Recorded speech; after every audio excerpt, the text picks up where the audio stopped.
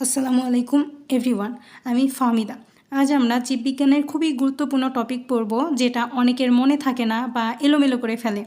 কোন যন্ত্রের সাহায্যে বা কোন মেশিনের সাহায্যে হৃৎপিণ্ডের কোন রোগ নির্ণয় করা যায় সেটা আজকে খুব সহজ উপায়ে পড়ব।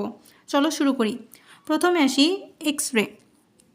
হৃৎপিণ্ডের অবস্থা জানা যায় এক্স-রের সাহায্যে। এটা খুব জেনুইন কথা, যা সবাই জানে।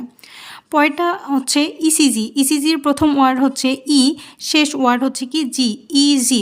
তো আমরা যখন কোনো কিছু প্রাথমিক অবস্থায় শিখি বা প্রাথমিক অবস্থায় পড়ি, তখন আমাদের কাছে সেটা অনেক ইজি মনে হয়, সহজ মনে হয়। তো এভাবে মনে রাখা যায় যে ইসিজির সাহায্যে প্রাথমিক রোগ নির্ণয় করা যায়। তো পরেরটায় আসি রক্তের বিএনপি। এখানে বিএনপি গত কয়েক বছর যাবৎ ক্ষমতায় ছিল না, এটা আমরা জানি। তো এটা তাদের এক ধরনের কি ব্যর্থতাকে আমরা সাধারণত কি বলি, ফেইলিওর বলি। সো ফেইলিওর হচ্ছে কি রক্তের বিএনপি। তাহলে হচ্ছে কি রক্তের বিএনপির সাহায্যে কি করা যায়, হার্টের ফেইলিওর সম্পর্কে জানা যায়। পরেরটা আসি করোনারি এনজিওগ্রাম।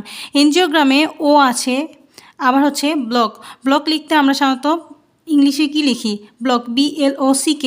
তো এখানেও ও আছে, তাইলে কি এনজিওগ্রামে ও আছে, ব্লকেও ও আছে। এটা এভাবে মনে রাখা যায় যে এনজিওগ্রামের সাথে কি ব্লক আছে কিনা তা আমরা জানতে পারি।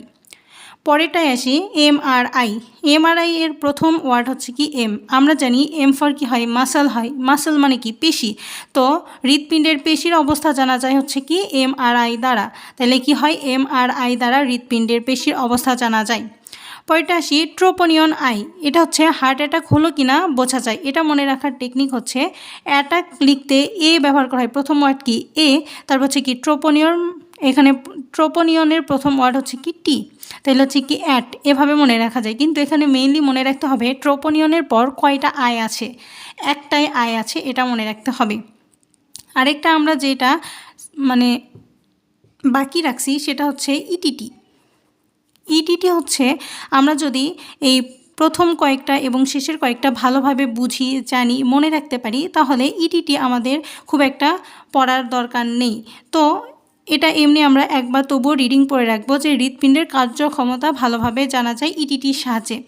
এটা হচ্ছে MCQ এ অপশন দেখলে আমরা এটা বুঝতে পারবো। এইভাবে আমরা এটা খুব সহজেই মনে রাখতে পারি। এই টপিকটা মেডিকেল অ্যাডমিশনের জন্য খুবই গুরুত্বপূর্ণ।